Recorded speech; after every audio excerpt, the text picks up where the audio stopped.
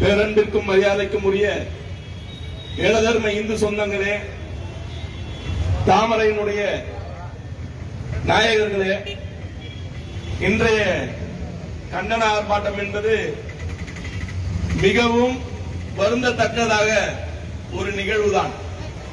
எந்த ஒரு நாட்டிலையுமே அந்த சொந்த மண்ணை பிறந்திருக்கக்கூடிய, சொந்த மண்ணில் பிறந்திருக்கக்கூடிய ஒரு சமுதாயம் தனக்கான உரிமைகளுக்காக, அடிப்படையில் உரிமைகளுக்காக போராடியதாக வரலாறு கிடையாது. மற்ற நாட்டில இருந்து வந்திருப்பான், நம்ம நாட்டிலே நடந்திருக்கு. ஆட்சியாளர்கள் இந்த நாட்டை ஆட்சி செய்து பல கயவர்களால உள்ள நுழைந்து இந்த நாட்டை கபலீகரம் செய்து அதற்காக போராடி இருக்கிறார்கள்.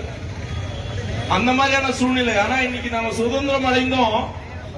இந்த நாடு மதத்தின் அடிப்படையிலே பிளவுபட்ட போதிலும் இன்றைய அளவிலும் நாம் பாரதம் முழுவதிலும் இந்துக்கள் பெருவாரியாக வாழ்ந்து கொண்டிருக்கக்கூடிய 80% மேற்பட்ட இந்துக்கள் பெருவாரியாக வாழ்ந்து கொண்டிருக்கின்ற இந்த நாட்டில் தங்களுக்கான அடிப்படையிலான மத சுதந்திரம் என்பது கிடையாது. கிட்டத்தட்ட 60க்கும் மேற்பட்ட இஸ்லாமிய நாடுகள், 100க்கும் மேற்பட்ட கிறிஸ்துவ நாடுகள் அவர்கள் மத சுதந்திரத்தோடு வாழ்ந்து கொண்டிருக்கிறார்கள். அமெரிக்கா ஜனநாயக நாடாக இருந்தாலும் அது ஒரு மதத்தின் அடிப்படையில் இருக்கக்கூடிய ஒரு நாடு.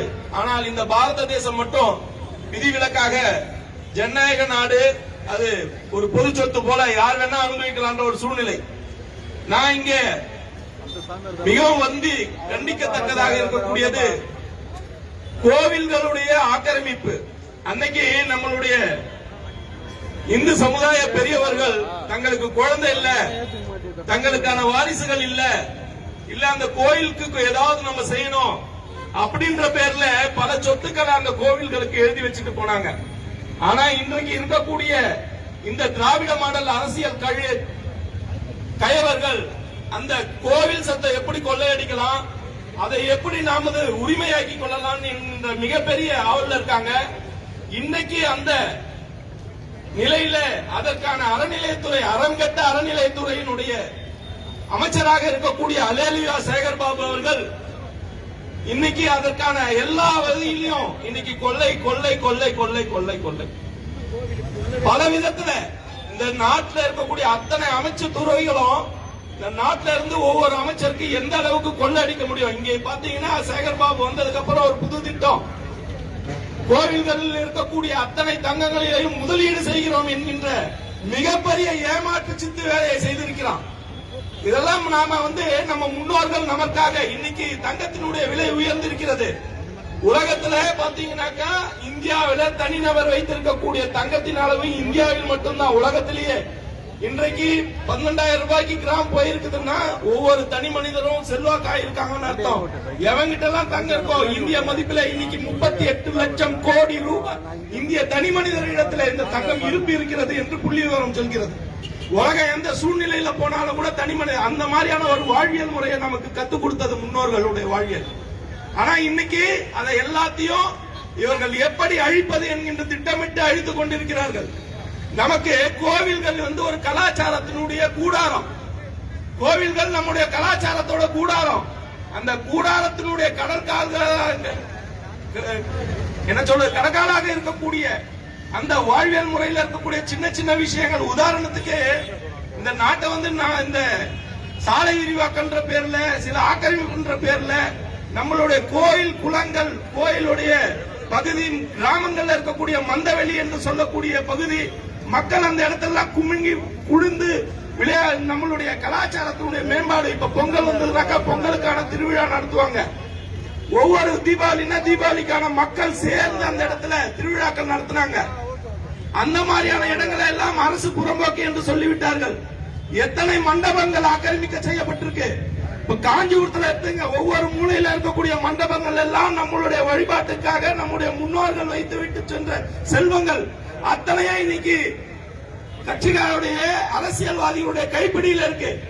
யோசிச்சு பாருங்க. நம்மளுடைய செவிலிமேட்ல நாம எல்லாம் பார்த்திருப்போம். அந்த காஞ்சிபுரத்துல இருக்கக்கூடிய அத்தனை பேரும் பார்த்திருப்போம். அந்த இடத்துல ஒரு ஆஞ்சநேயர் மண்டபம் இருந்தது, கொஞ்சம் பாழடைஞ்சிருந்தது. அதுல பின்னாடி 2.5 ஏக்கரா இடம், அதுக்கு சொந்தமான இடம். அந்த இடத்துல ஒரு சின்னதா அந்த இடத்துல இருந்து ஒரு முஸ்லிம் பெரியவர் இறந்துட்டாருன்னு அந்த இடத்துல புதைச்சு அந்த இடத்துல சின்னதா ஒரு ஹாஸ்பிட்டல் சீட்டு போட்டாங்க. அப்புறம் அதுல மசூதி கட்டிட்டாங்க. அது யாருக்கு சொந்தமான இடம்? இந்துக்கள் நாம் நமக்கான சொந்தமான இடம். இன்னைக்கு கண்ணுக்கு தெரிஞ்சு கடந்த ஆண்டு இடிச்சாங்க. இந்த ஆண்டோட துவக்கமா இருக்குன்னு நினைக்கிறேன். இந்த மாவட்டத்தினுடைய ஆட்சியர் அவர்கள் அந்த மண்டபத்தை இடிச்சு அகற்றி இருக்காங்க. அதே போல பெரியார் நகர்ல பாத்தீங்கன்னாக்கா ஒரு மண்டபம், அதுக்கு பக்கத்துல ஒரு குளம் இருக்கு, நடுவுல வீடு இருக்கு. இது 2.25 ஏக்கரா அந்த மண்டபத்திற்கு சொந்தமானது, பெருமா கோயிலுக்கு சொந்தமானது. வழிபோக்கர் மண்டபம், அந்த இடம் ஆக்கிரமிக்கப்பட்டிருக்கு. இதெல்லாம் நம்முடைய கலாச்சாரத்தினுடைய வேர்க்கால்கள். அதே போல சுமை தாங்கிகள் சொல்லக்கூடிய சாலை ஓரங்கள்ல அன்னைக்கு நம்மளுடைய மூதாதையர்கள் தங்களுடைய வேண்டுதலுக்காக ஒரு கர்ப்பிணி பெண் இறந்து போயிட்டாங்கன்னா அவளுடைய ஞாபகார்த்தமாக அந்த இடத்துல ஒரு சுமை தாங்கி, கர்ப்பிணி பெண் இறந்துட்டாங்கன்னா அந்த இடத்துல ஒரு சுமை தாங்கி வைப்பாங்க. அன்னைக்கு எல்லாரும் தலைமையில சுமையை தூக்கிட்டு போவோம். அந்த சுமை தாங்கிகள் நம்ம மார்பல உயரத்துக்கு இருக்கும்.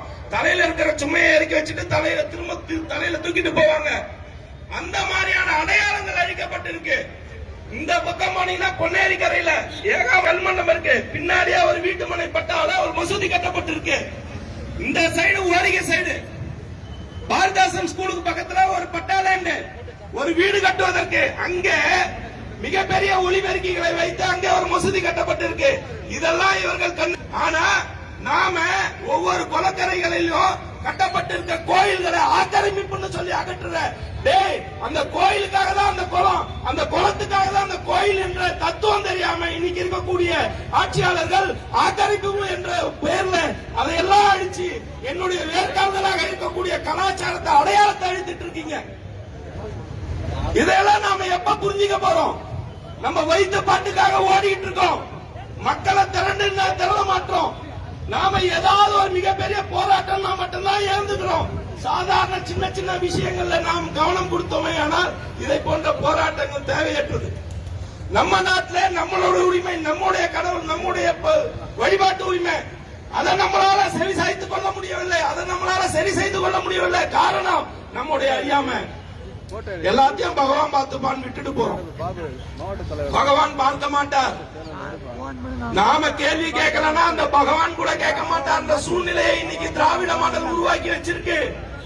கடவுளை பார்க்கணும்னாலே காசு கொடுக்கணும்னு ஆக்கி வச்சிருக்கான். நான் கேட்கிறேன், இந்த வரதராஜ பெருமா கோயில்ல நமக்கெல்லாம் டிக்கெட் கொடுக்க மாட்டான். இந்த பிற மாநிலங்கள்ல இருந்து மொழி தெரியாதவங்க, ஆந்திரா, தெலுங்கானா, கர்நாடகால இருந்து வரவங்களுக்கு தமிழில் அர்ச்சனை செய்யப்படும் 5 ரூபாய் டிக்கெட்.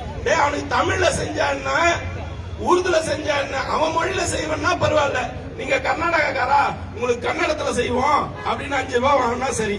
கன்னடத்துக்காரனுக்கு 5 ரூபாய் டிக்கெட்டை வாங்கிக்கின்னு நாங்க உங்களுக்கு தமிழ்ல அர்ச்சனை செய்யப்படும்.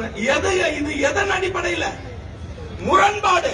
கொல்ல கணக்கில் வராத லட்சக்கணக்கான கோடிக்கணக்கான பணங்கள் அல்லேலூயா அல்லேலூயாவுடைய சேகர் பாபு வீட்டை நிரப்பிக் கொண்டிருக்கிறது. நாம ஒன்னும் தூங்கிக்கிட்டே இருப்போம்னு சொன்னீங்கன்னா நம்மளுடைய வீட்டில் இருக்கக்கூடிய நடு வீட்டில் இருக்கக்கூடிய பிள்ளையர் கூட விலைக்கு போவோம், தயங்காது. ஆகவே இன்றைய கண்டன ஆர்ப்பாட்டம் என்பது ஒரு பிள்ளையார் சுழி. இது வரவிருக்கின்ற தேர்தலில் எச்சரிக்கிறது.